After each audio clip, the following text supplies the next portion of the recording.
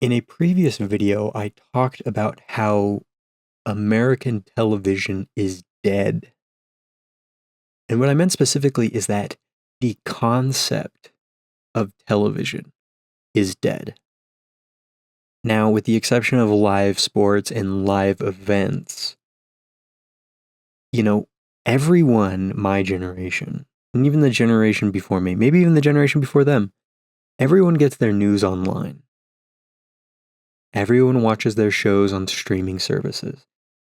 People even have apps to watch live sports. But yet TV still remains, and it's definitely in decline. The budget isn't nearly as there. Shows are being cut all the time. Existing shows are just being milked to death. But television has fared much, much better than radio.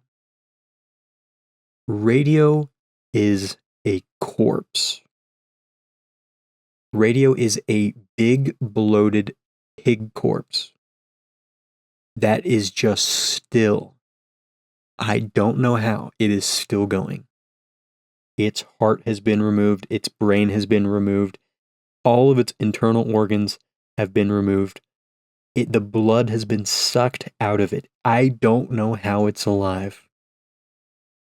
I don't even know if you would consider it being alive, but it is there. It is there. Now, I grew up listening to radio because I only had CDs. And I just didn't want to spend a bunch of money on CDs, for like the songs that were coming out at the time. So I would listen to radio as a kid. But now radio is just completely gone. Radio before TV was, basically the TV of the time. Everyone would sit around the radio and listen to whatever program, listen to the news, listen to sports, whatever. And then television came along and radio took a massive, massive hit. But radio still lived on in the commute. The morning commute, the evening commute, radio would still live on.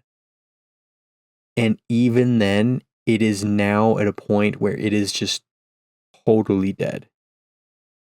I personally do not know anybody who listens to the radio on their commute. It's all podcasts. It's all their own personal playlists. Not only is it just inconvenient to have to switch between channels and, tune into the right station, but our entire lives are riddled with ads.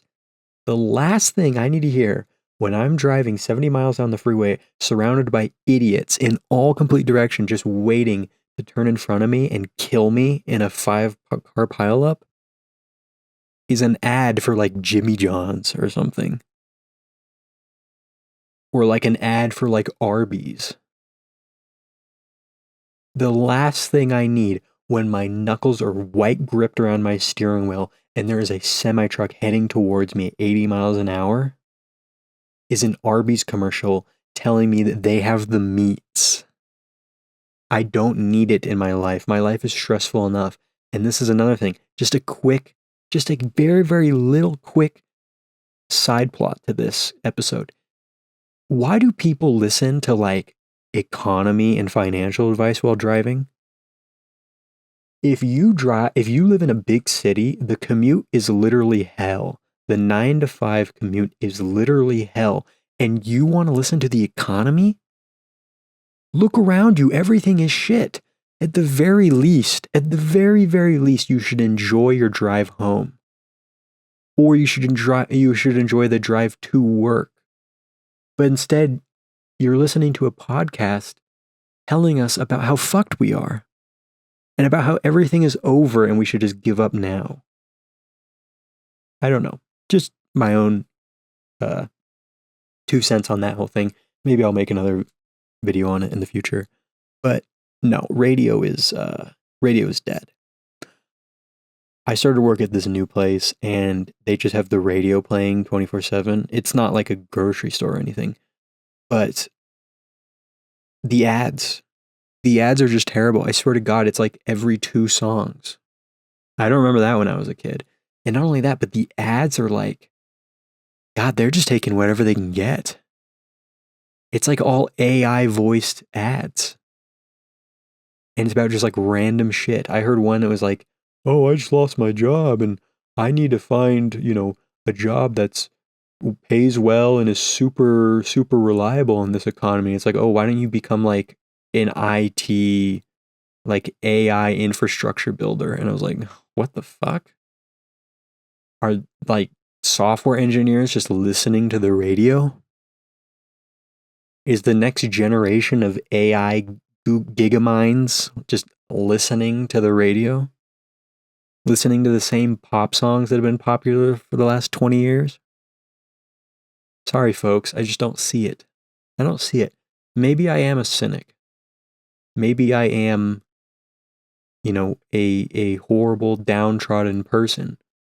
But I just really do not see the benefit of playing AI like generated ads when people are driving home from work when they just got replaced by AI. Isn't that just a punch in the gut? The favorite thing this is what I enjoy. This is what I enjoy about radio as well. All these radio stations have now created their own apps. So that when you're done driving and you get out of your car and you go into your house to be surrounded by your loving, beautiful family that you hate, you can just pull up the radio app on your phone and continue listening to the radio.